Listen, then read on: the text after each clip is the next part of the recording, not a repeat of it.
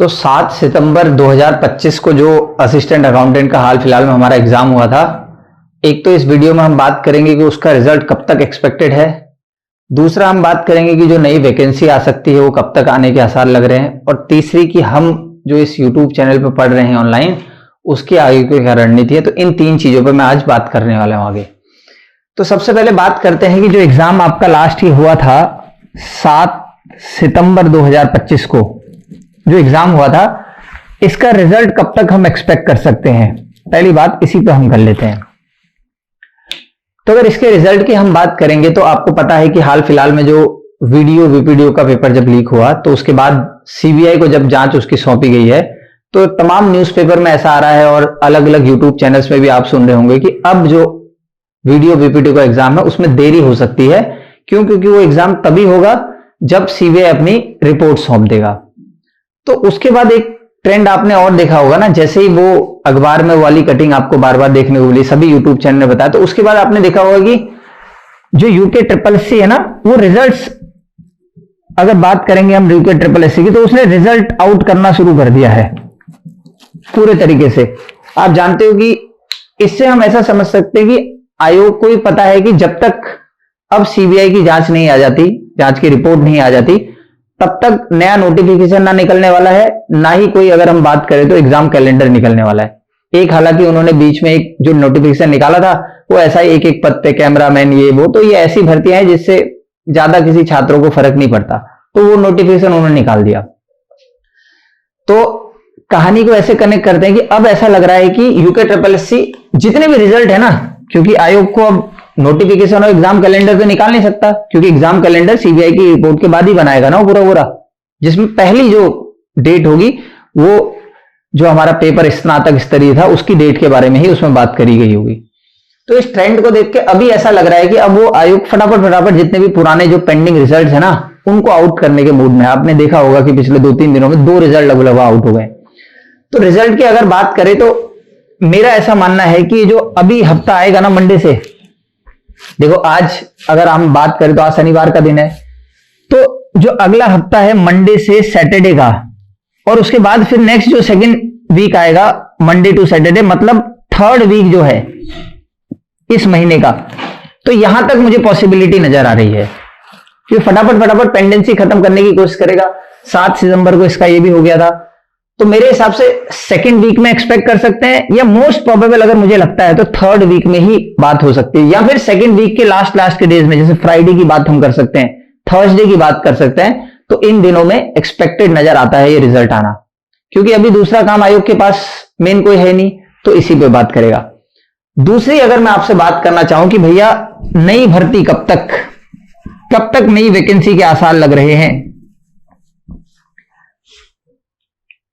तो नई वैकेंसी के आसार की बात करते हो तो कम से कम सीबीआई रिपोर्ट आने तक एग्जाम कैलेंडर, मुझे लगता है कि इस महीने के आखिरी हफ्ते तक एग्जाम कैलेंडर आ सकता है। कितनी भी जल्दी अगर हो जाए तो इस हफ्ते के आखिरी हफ्ते से पहले एग्जाम कैलेंडर आने के आसार लग नहीं रहे। और अगर सीबीआई रिपोर्ट में कहीं और देर हो जाती है तो ऐसा हो सकता है कि अगले महीने आपको जनवरी में शुरुआत में पहले हफ्ते में दूसरे हफ्ते में वो कैलेंडर दिखे। अब कैलेंडर में जो ये भर्ती सहायक लेखाकार की होगी, ये इतनी जल्दी तो आने वाली है नहीं। तो अगर भर्ती की बात करें तो कैलेंडर आने के बाद कुछ दिनों बाद, लगभग 1-2 हफ्ते बाद, तो क्योंकि जैसे ही कैलेंडर आएगा तो उनका पहला पूरा फोकस होगा और अपना जितना भी मैन फोर्स है उसको पूरा का पूरा लगा देंगे किसकी तरफ, वीपीडीओ एग्जाम की तरफ, जो स्नातक स्तरीय एग्जाम होता है। एक बड़ा एग्जाम है और आपने देखा कि ईडीओ में कितनी खतरनाक चेकिंग इस बार हुई। पेपर लीक के बाद आयोग थोड़ा सा सख्त भी हो जाता है, तो पूरा मैन पावर अपना उतार देगा फील्ड में ताकि वो एग्जाम वो करा सके। तो न्यू वैकेंसी की अगर बात करो तो मेरे को जो लगता है वो लगता है, अब जो कहानी अब हाल फिलहाल में चल रही है वो आप बोल सकते हो कि 15 जनवरी के बाद, अगर जल्दी से जल्दी होता है मामला, तब भी 15 जनवरी के बाद नोटिफिकेशन निकल सकता है, या फिर आप मान सकते हैं कि फरवरी में बिफोर 15 तारीख फरवरी से पहले। तो ये कहानी हम पॉसिबिलिटी ऐसे मान के चल सकते हैं। तो ये कुछ बातें मैंने रखी है ट्रेंड को समझते हुए। हमारे पास ऐसी कोई जानकारी भी नहीं है कि भैया कब भर्ती आएगी, क्या आएगी। आयोग में आप जानते हैं कि कुछ लोग यूट्यूब चैनल में यही कहानियां करते हैं, उनको जानकारी भी अच्छी होती है, आप उन चैनल्स को रेफर भी कर सकते हैं, लेकिन वो भी जो जानकारी देते हैं वो भी सटीक नहीं हो पाती, क्योंकि आयोग अपने हिसाब से ही काम धाम आगे को बढ़ाएगा। तो ये 2 चीजें मैंने आपको अपने अकॉर्डिंग क्लियर करी कि कब तक आ सकता है। अब ये अच्छा है कि आप लोगों को इतना समय मिल रहा है ना। एग्जाम कब होगा वो बात की बात है, पहले नोटिफिकेशन तो कुछ क्लियर हो जाए। मैं आपको हमारी रणनीति आगे को बता देता हूं कि हम किस तरीके से पढ़ेंगे। कुछ लोगों का ऐसा कहना भी था कि हम ये जानना चाहते हैं कि आप जो यूट्यूब चैनल में तमाम कहानी पढ़ा रहे हैं एक सीक्वेंस वाइज पढ़ा दीजिए। तो एक बार मैं आपको एक्सप्लेन कर दूं कि हमारी क्या रणनीति है। ठीक हो गया। आवर प्लानिंग, मैं अपनी प्लानिंग के बारे में बता देता हूं आपको। देखो हम ना दो यूनिट्स लेके चल रहे हैं। एक यूनिट जो आपको दिख रहा है वो है स्टैटिस्टिक्स, और दूसरा जो मैंने स्टार्ट करा वो है फाइनेंशियल अकाउंटिंग। अगर इस फाइनेंशियल अकाउंटिंग के सेक्शन में आप देखोगे तो मैंने प्रिंसिपल्स पढ़ा चुके हैं। वीडियो बड़ा ना हो इसलिए मैं थोड़ा सा जल्दीबाजी में इस चीजों को बता रहा हूं आपको। हमने रेवेन्यू एक्सपेंडिचर और कैपिटल एक्सपेंडिचर पढ़ चुका है, रेवेन्यू रिसीट्स और कैपिटल रिसीट्स भी हमने पढ़ चुके हैं। उसके बाद मैंने आपको जर्नल बताया था, जर्नल के बाद हम लेजर भी पढ़ चुके हैं, और हम साथ में ट्रायल बैलेंस भी पढ़ चुके हैं। अब मैं आपको आगे की कहानी इसमें बता दूं, आप लोग समझे, और एक एक वीडियो को बहुत सही से पढ़ोगे तो बहुत फायदा मिलेगा, क्योंकि जितने भी सोर्सेस हो सकते हैं सबको कंपाइल करके साथ में हम सारी की सारी चीजें यहां पे ला रहे हैं। अब ये जो सेक्शन है ट्रायल बैलेंस से यहां से आगे को बढ़ेगा।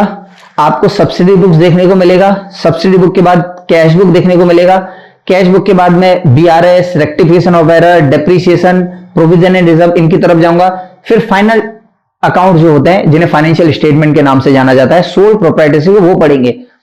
उसके बाद में ये जो पूरा सेक्शन था 11th क्लास का, इसके बाद में शुरुआत से एक बार इसको शुरू, क्योंकि 11th का पूरा पोर्शन खत्म हो गया ना, स्टार्टिंग में शुरू कर दूंगा कि फाइनेंशियल अकाउंटिंग क्या होता है, बुक कीपिंग क्या होता है, अकाउंटिंग स्टैंडर्ड्स कितने, जो थियोरेटिकल पोर्शन है जहां सवाल आते हैं वो पूरा का पूरा मैं खींच दूंगा।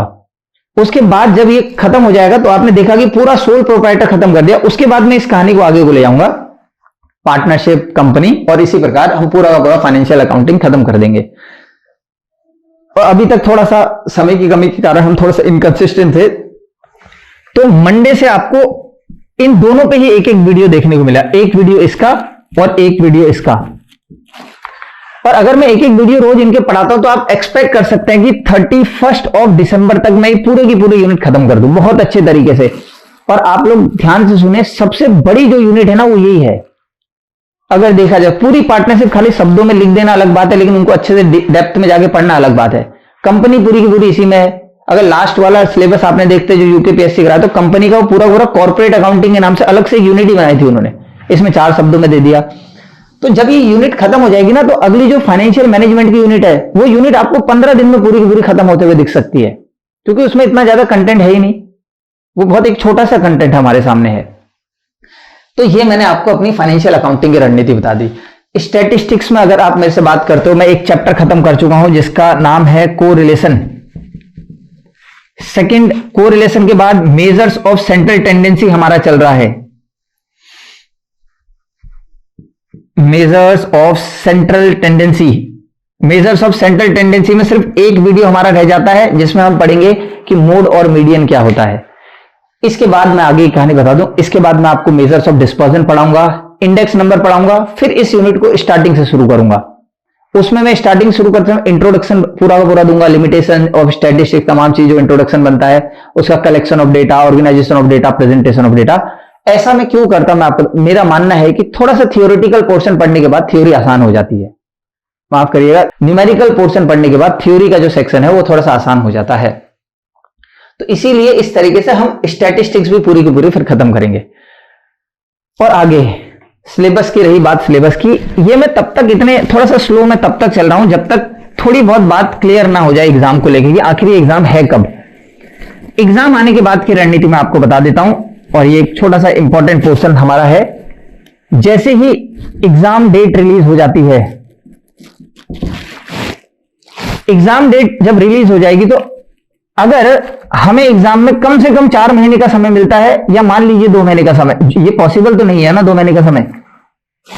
अगर हमें एग्जाम में 2 महीने का समय मिलता है तो आपको रोज की 6 यूनिट पे 6 क्लासेस देखने को मिलेंगी। रोज हम रुके हुए हैं अपने तमाम तरीके के, अगर 2 महीने हमें मिलते हैं तो आपको रोज 6 क्लासेस 6 टॉपिक्स पे देखने को मिलेगी। और 1.5 महीने के अंदर अंदर हमारा एक, या लगभग 1 महीने के अंदर हम पूरा का पूरा सिलेबस आपका करा देंगे। और जितने सिलेबस अभी तक आपने जितना सब कुछ पढ़ा है, आपको हर टॉपिक पे एक एक वीडियो मिलेगा। एमसीक्यूज का। आप ये पढ़िए, एमसीक्यू प्रैक्टिस करिए, इसके बाद कुछ करने की जरूरत नहीं बनती। और अगर एग्जाम में कहीं 4-4.5 महीने का समय बचता है तो फिर क्या होगा, तो हम रोज की सिर्फ 3 क्लासेस लाएंगे 3 यूनिट से, और साथ में एमसीक्यू प्रैक्टिस साथ साथ चलते रहेगी। तो ये हमारी रणनीति है। बेफिक्र रहो, अगर हम आए हैं तो पूरा का पूरा सिलेबस होगा और सारी चीजें अच्छे से पढ़ाई जाएंगी। जो भी लोग ऑनलाइन जुड़े हैं मैं उनको बता दूं कि भैया जो हमारा ऑफलाइन बैच है वो इससे आगे पहुंच चुका है अब, क्योंकि अब हमने ऑनलाइन और ऑफलाइन को सेपरेट कर दिया है। लेकिन इसी से ये दिक्कतें आ रही है, जो आप देख रहे हो ना ऑनलाइन वाला पीछे छूट जा रहा है। तो आने वाले कमिंग मंडे से हम अपनी ऑनलाइन क्लासेस जो है उसी को रिकॉर्ड करके इसमें अब फिर से डालना शुरू करेंगे, और एक अलग एनर्जी रहती है उन क्लासेस में। शानदार जो लोग पढ़ने वाले आ रखे हैं उनका भी मैं देख रहा हूं कि वो अच्छी मेहनत वो कर रहे हैं, प्रॉपर नोट्स बना रहे हैं, सारी चीजें, और जितना हम पढ़ा रहे हैं वो अगले दिन करके भी ले आ रहे हैं। तो उन क्लास की एनर्जी भी अलग होती है, माहौल भी अलग होता है। तो हम मंडे से कोशिश करेंगे उन्हीं क्लास को यहां पर रिकॉर्डेड फॉर्म में डाल दें, तो इससे आपको फायदा मिलेगा। और आप लोग अच्छे से पढ़िए, भरोसा करिए कि जब ये एग्जाम खत्म होगा ना, जिसने इससे जो हमसे पढ़ रहे हैं या कहीं से भी पढ़ रहे हैं, तो आप देखेंगे कि यहां से लगभग सारी चीजें यहीं से कवर्ड मिलेंगी। और एक बात मैं लास्ट में जाते टाइम एक बात बोलूं कि जो स्टैटिक पोर्शन है, जैसे आईएफएससी कोड में कितने नंबर्स होते हैं, ऐसे सवाल पूछ लिए जाते हैं। तो ऐसे जितने भी सवाल है स्टैटिक पोर्शन के लिए आपको एक क्लास इसी चैनल पर बाद में देखने को मिलेगी, जिसका नाम होगा कुमाऊं एक्सप्रेस।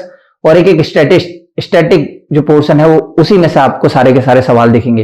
ये क्लास एग्जाम की डेट आने के बाद भी 1-2 महीने बाद शुरू होगी, मतलब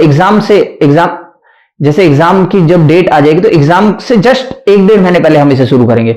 बहुत ही जबरदस्त कंटेंट होगा। क्लास बनानी मैंने शुरू कर दी है इस पर।